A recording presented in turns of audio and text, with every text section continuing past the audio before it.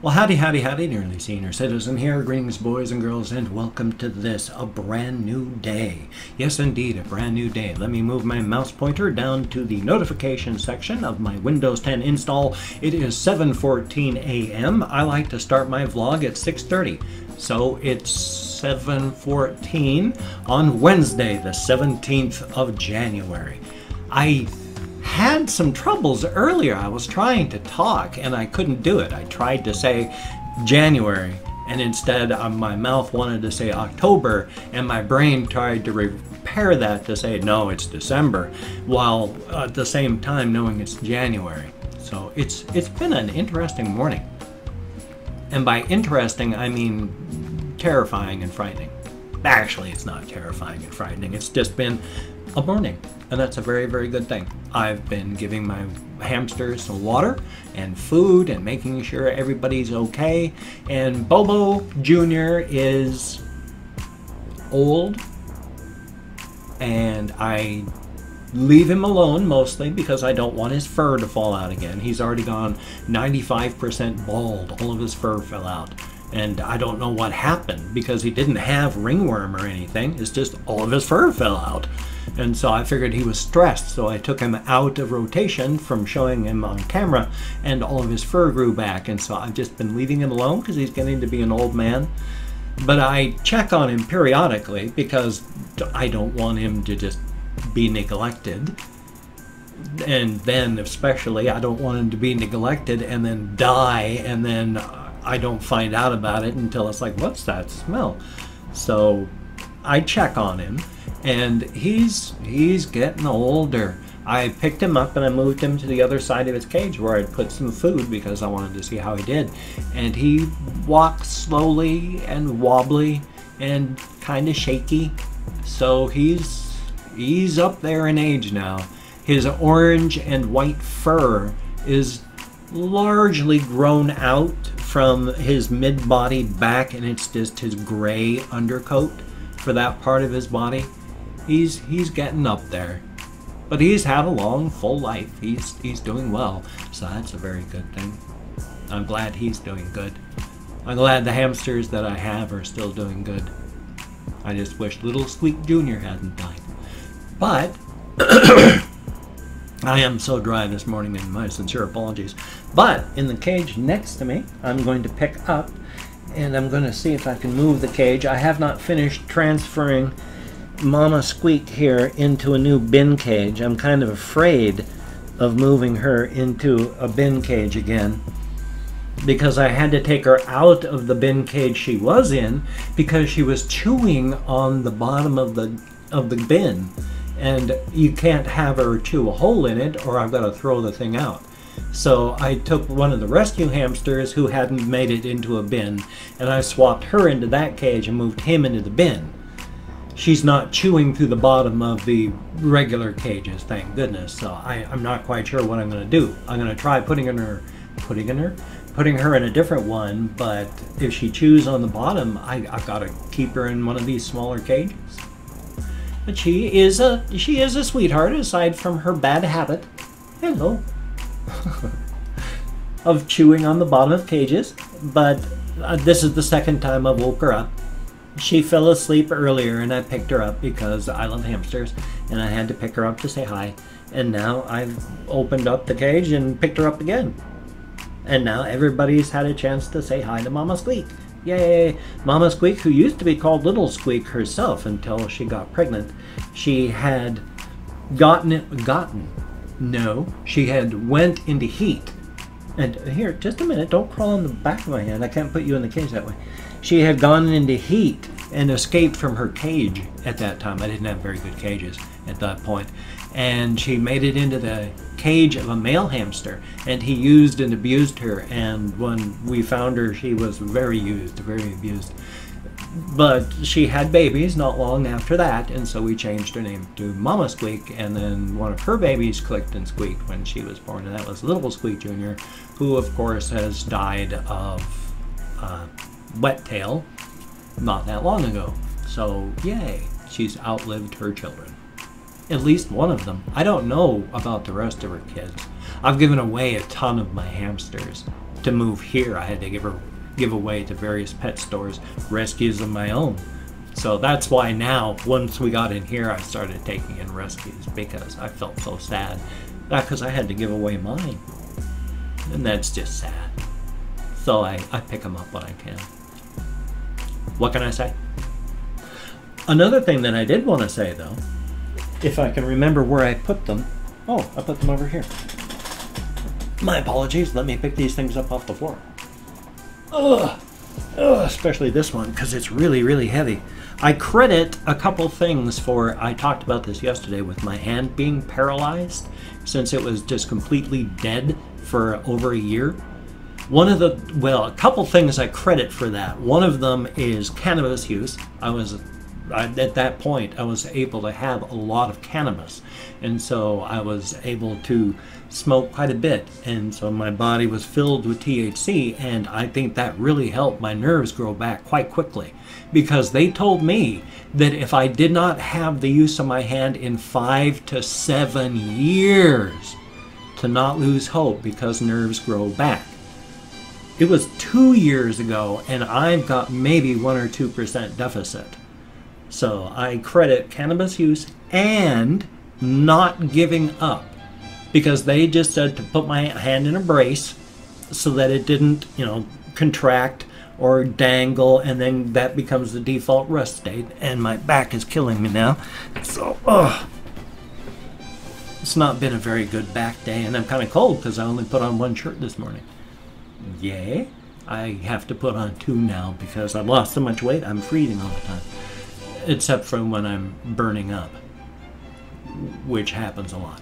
But the other reason I credit my being able to do stuff is one of these. As soon as I could, I started using these for my hand. Even when I could barely just move anything at all, and my housemates got these for me. As soon as they did, I was using them and doing everything I could, not giving up on the use of that hand and those nerves. And now I can pump this thing for a good 100 and some just in a straight go. I never gave up on my hand, even when it barely worked. It was like this, and I could only do this with my fingers. I would still wash my hair using that hand, even though I would have to sometimes hold with the other hand so that it wouldn't flop too hard. I would always use it, never gave up. And now, son of a gun. So never give up. The other thing I do and did and have done and periodically do, I bought this back when my wife was alive, actually, because I wasn't getting enough exercise in. And so I was exercising with that, and I've used it, and I continue to use it, and all sorts of arm exercises and wrist. And I got to be careful. You have to be careful with your wrist. So I don't do anything more than, like, say this, because I don't want to hurt my wrist and such. And I don't know the absolute dangers, but I read and have heard so much about it. It's so easy to damage your wrist, but please be careful. I don't know how hard or difficult it is, and it could be easy to Google. You should, but also don't hurt yourself. But it's not giving up and always pushing on the use of that I credit my hand being where it is right now, because it used to be, it wouldn't do that. I could not make it work that quickly. It would only move like this quick. And now it's almost completely, fully useful. So thumbs up. Never give up. Never quit. Ever. Darn it. Past that, not really a whole lot has happened. Yesterday, I didn't even get out anywhere for a walk. I didn't even walk. I spent all day sitting in this room. Except I didn't sit in this room the entire time. My housemates did make dinner, spaghetti, and I'ma love some spaghetti. Oh, God, I can't believe I did that. It's that stupid meme that somebody touching my spaghetti thing, and then of course now I incorporate it into something else that has nothing to do with that, and instead I just look like I'm being offensive towards some sort of racial stereotype towards Italians. Except that's not a racial stereotype, is it? There's no such race as Italian. Actually, the race in itself is a socio-political construct. It was the people in power, white people in power, about 130 years ago. They decided, we need to find out, divide up the races. And so what they did was they split up. They actually, it took them a couple times. They finally went, okay, there's these races, and then there's these races, and then there's these races, and then when you're done, oh look, you're left with the default, which is white and rich and powerful. Oh gosh, I guess white means rich and powerful. It's all a socio-political construct. There is nothing in your DNA about race. There's ethnic backgrounds, because evolutionary, we adapt to where we live. And then when you are a child of someone who has adapted to where you live, you have the background features of that area, those people. That happens, but that's not a race, because if it was, we wouldn't be able to interbreed. It's like dogs. You go like, oh, there's this. Is that a race of dogs? Is that a species of dogs? If they were a different species, they wouldn't be able to interbreed. Same here. It's all a socio-political construct. And so when people argue from the basis of race, you've already wandered into the trap of the racists that put the entire system into power. Yay. So I don't know what the answer is. I have no ideas. I'm just one human being. I don't even have an opinion on it because I have no clues. I wish things weren't the way they were. I wish people would get together instead of fighting. But one of the things that helped us survive as a species was tribalism, because that helped you live, survive, us versus them, the world. There were so few people and so little technology, you had to stay together as a group. And so we evolved to grow as groups, us versus them. But the thing that helped us survive, now we don't need that to survive, but it's built into our DNA. Survival. And now it's anti-survival. So thumbs up for that. I'm looking forward to a future, if humanity survives. Gods, I hope so. But a time when we've interbred enough that everybody's sort of a generic, kind of an olive color. I think they've determined what the future color of humanity is. If everybody interbreeds out, there was a color that they had figured out what our skin would be. I can't remember the exact color, but I think it was kind of a Mediterranean olive. So I wish we had that, so we wouldn't just be fighting about skin color. It's so ridiculous, because people are people. It doesn't matter about this. This is for your protection against the sun. We've got that in common. We need protection against the sun. That's what we should rally against. Sure, the sun up there, it's the source of all life on our planet, but it's also a flaming plasma ball of death, firing radiation upon us at all times, where if we don't use skin protection, we get skin cancers. That's the true enemy, the sun. We're just victims. Yay? It's a good morning. I'm very tired. And a trifle medicated. Thumbs up for that. Now, I've opened up 24 hours worth of comments on my community tab. Let me toss that down onto the floor. And I'm going to go through and thank 20 to 25 people for having left me comments. I'm not reading the comments right now. I'm going to read them after the videos and such like that. I read as many as I can. I thumbs up everyone I read. I answer as many as I possibly can. I spend a lot of time in the comments because I've got a lot of free time, and it's fun. I enjoy doing it, so thumbs up on that. If I mispronounce your name, no disrespect is intended. I'm an American English speaker. We're not good at names, but I try. And I'm...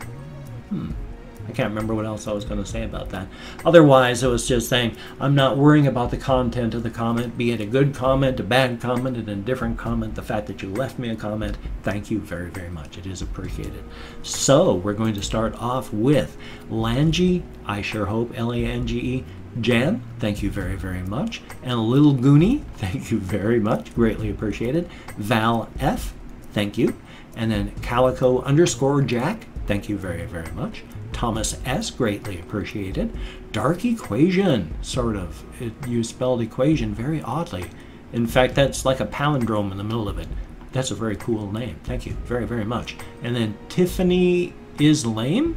Oh, I'm sorry. My apologies. But thank you very, very much. Nitu Hikari, thank you very, very much. Xavier Meyiha, I sure hope I'm close. Thank you very, very much. Dadu Asu, thank you, greatly appreciated. Rick, thank you. And Jesse, it is appreciated, greatly. Thank you very, very much. Obstacle 2, wonder what happened to Obstacle 1. Thank you very, very much. And Angel Shy, thank you very much, greatly appreciated. I've tried to find a different word other than appreciate. There just is none that means appreciate.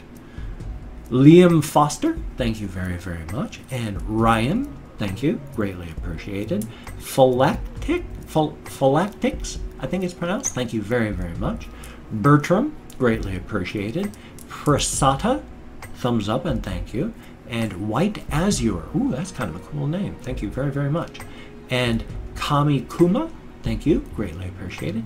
Boomber, heck of a name, thank you. No, I think I already did. I do Thomas S? I'm going to give you a free one. Thomas S, thank you very, very much. And Skin Tony, thank you, greatly appreciated. Oh boy, Thoyton Wing? I'm not sure about the Thoyten part. I know I got the wing part pretty close. And last but not least, Alex Tron, thank you very, very much. Greatly appreciated, each and every one of you. You get me out of my head, into the world, dealing with real people, and that is a very good thing. Thank you very, very much. Thumbs up on that. And today's positive message of the day, keep smiling because it keeps people wondering what you're up to. Keep them wondering. Keep them wondering. Keep them worried if you have to. Check out my links down below. That would be awesome. I've got Twitter, Facebook, GoFundMe, Patreon.com, Google+. That would be awesome if you could check those out. If you could donate to my GoFundMe campaign or become a Patreon.com patron, that would be very, very awesome, like one of these beautiful, awesome people. However, if you cannot donate or you simply do not donate, I take all good wishes. I deposit them in the bank of my heart where I draw interest. So thank you very, very much. If you could toss me a like, I do appreciate all the positive validation I get from my existence. And if you could subscribe to the channel, that would be very awesome as well. But I would understand if you don't want to. My personality has rubbed people wrong my entire life. So if you don't like my videos, I understand. And if you don't want to subscribe, I understand. But if you are down with it, I will do my best to keep you entertained from now until the end of my time. And I turned 55 in October of last year. Average lifespan of an American man with money, no doubt, is 74 years. Hopefully I'll manage to survive longer, well, longer in the next 5 or so. That would be a very awesome thing. I'd like to live to 100 and some. That would be very, very cool. As long as I was, cognizant and had all my working limbs and such. I mean, if I was armless and legless and had a catheter and was unable to speak, but the prognosis was still that I could stay alive in that bed for another 25 years. Turn me off. I am not a believer in any life is better than no life at all. Even though I believe when we die, it's like turning off a light switch. Gone. I'd rather be turned off than suffer. Ugh. I like.